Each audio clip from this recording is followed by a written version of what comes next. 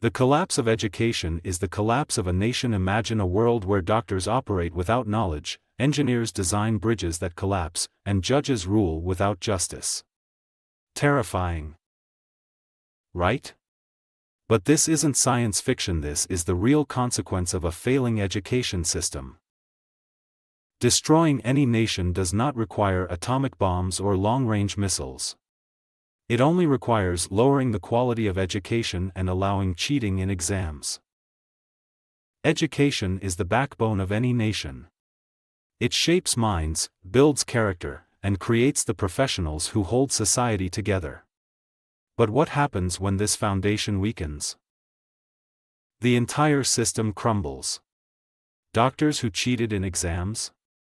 Patients suffer, and lives are lost. Engineers who passed without real learning?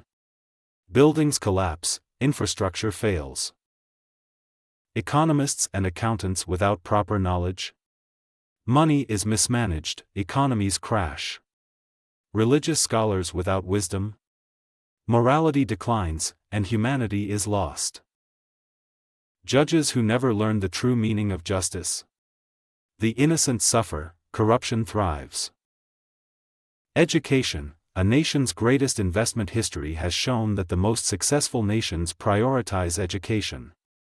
Countries like Finland, Japan, and South Korea have built their strength through knowledge, innovation, and ethical learning. Meanwhile, nations that neglect education experience corruption, poverty, and stagnation. When education declines, so does the future. We don't need bombs to destroy a nation, just an education system that allows incompetence to thrive. So, what's the solution?